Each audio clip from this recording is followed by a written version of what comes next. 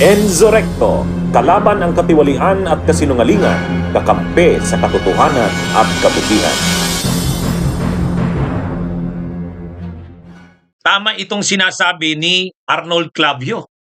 Si Arnold Clavio, broadcast journalist, sabi ni Arnold Clavio, taong bayan maaaring mas magulat sa pera ni VP Sara sa bangko kaysa sa issue sa flood control. So ito sa tingin ko tama ito. Kayo, agree ba kayo kay Arnold Clavio? Sabi ni Arnold Clavio, kapag nagsimula na yung hearing proper sa April 14, pag present yung mga pera ni Sara sa bangko, yung mga records ng bank deposits, at nakita ng mga tao kung gaano kalalaki yung gumagalaw na pera sa bangko ni Sara, anong posibleng maging reaksyon ng mga tao? Sabi ni Arnold Clavio sa reaksyon niya, kung ang mga tao ay nalula doon sa flood control, yung mga yung laki ng mga perang pinag-uusapan sa flood control, pag nakita yung mga pera sa bangko ni Sara Duterte, at ng kanyang asawang si Man Scarpio, sabi ni Arnold Clavio, magugulat ang mga tao. Magugulat ang mga tao. Ano sa tingin niyo? Mga kabunyog.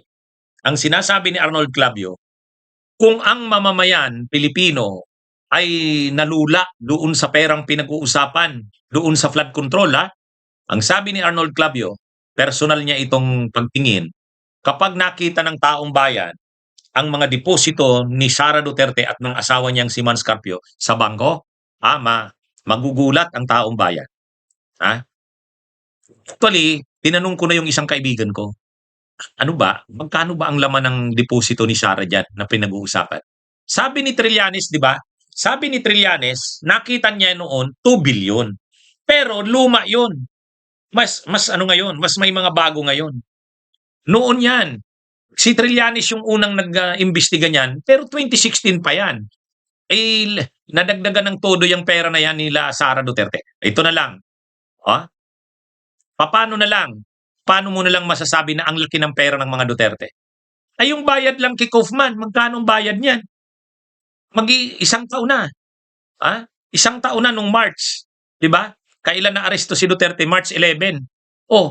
Isang taon na binabayaran si Kaufman ng kanyang attorney's fees, legal fees. Magkano 'yan? Ang sabi 140 million, hindi naman inaamin ni Kaufman. Sabihin nating 140 million, buwan-buwan, bilyon na. Saan kinukuha yan ng Duterte? Yung mga biyahe, paulit-ulit na nagbabiyahe sa The Hague, si Sara Duterte, kasama ang pamilya, tapos yung sila Baste, sila Pulong, sila Kitty Duterte, balik-balik, halos linggo-linggo, buwan-buwan, nandun, pasalit-salitan sila. Saan galing ang pera na yan? Di ba, mga kabunyog, mga kababayan? Ayaw naman nilang tumanggap ng donations. Ang pinagmamalaki nila, ayaw daw ni Duterte na humingi ng tulong kanino man. Wow. Kaya anyway, mga kabunyog, mga kababayan, pag lumabas ang mga bank records ni Sara Duterte at nakita doon kung gaano kalalaki ang perang nandun, wala na. Kaya agree ako dito kay Arnold Clavio. Kapag nakita ng taong bayan ang laman ng mga bank accounts ni Sara, malaki ang magiging epekto niyan sa pananaw ng taong bayan. Kaya talagang pinipilit nilang wag matuloy ang hearing sa April 14 . Kaya nag-a-apply sila ng TRO sa Korte Suprema. Mga kabunyog, mga kababayan. Kaya yung mga pro-Duterte na mga lawyer, sila Turiyot, gusto nila maglabas ng temporary restraining order ang Korte Suprema. Pigilan. Kasi isa doon sa mga sinusumpina, SALN ni Sara. Kung sa SALN, medyo hindi pa masyado yung SALN, yung Statement of Assets, Liabilities, and Net Worth. Kasi kung ang mga SALN, dinudukturan niya ng mga nagde-declare niyan, binabawasan niya ng todo. Pero ang hindi talaga makakapagsinungaling, yung bank records . Yung bank records. Mga kabunyo. Kasi yung bank records, diyan makikita yung ilan yung pumapasok na mga pera. Ilan? Magkano yung pumapasok na pera sa kada panahon? At magkano naman yung wini-withdraw? Diyan Diyan si ERAP na bumagsak . Ay di ba si ERAP? May second envelope. Yung second envelope, pinapabuksan sana. Ang laman yata nun billion billion. Yung second envelope na yun. Makikita doon na billion ang deposito ni ERAP. Kinontra ng mga senador na kakampi ni ERAP. Nung nagbutuhan, 11-10. Nanalo yung mga senador na kakampi ni ERAP. Ayaw nilang pabuksan yun. Nagalit ang taong bayan. Yun na yung ikinabagsak ni ERAP. Si Corona. Oh, kita nyo yung mga deposito sa accounts ni Corona, grabe. Tapos mayroon pang dollar accounts. Grabe, dollar accounts. Ha? Kaya ang nangyari doon, na ano ang tao, nagulat ang tao. Chief Justice ka ng Korte Suprema, tapos ang laki ng mga deposito mo sa bangko, may dollar accounts ka pa. O yun ha. Yun. Tandaan natin yan. Si Merceditas Gutierrez. Si Merceditas Gutierrez, inimpeach sana yun Inimpeach. Tapos nung magsisimula na ang trial, nag-resign na si Merceditas Gutierrez. Kasi mabubuksan din yung kanyang mga bank accounts Oh. Si Andy Bautista, chairman ng COMELEC, mai-impeach din sana yon. Kaya lang, nung magsisimula na yung impeachment, nilabas na ng asawa niya yung, sabi ng asawa ni Andy Bautista, mayroon akong kopya ng aming passbook ng kanilang account, silang mag-asawa. Anong nangyari? Mayroong isang araw na may pumasok 200 million. Saan galing yung 200 million na yun? Hindi kayang ipaliwanag ni Andy Bautista yun.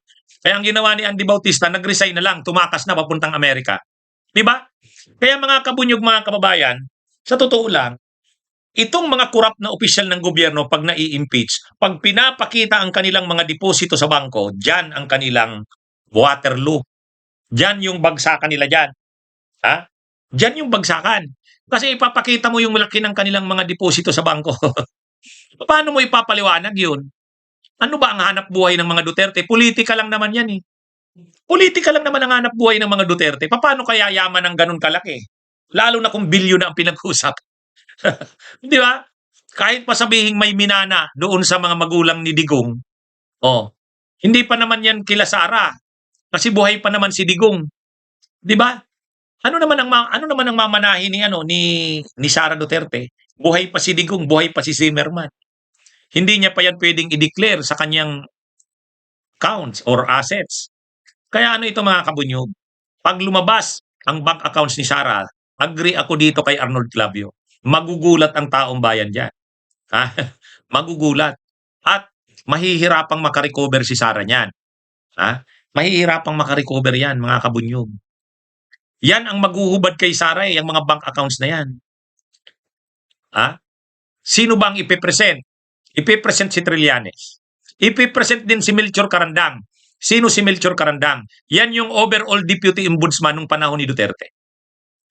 Pinatanggal yan ni Duterte kasi yan yung yan talaga yung nag-imbestiga noon sa AMLAC. Tapos isusumpina na rin yung mga executives ng bangko. Isusumpina rin.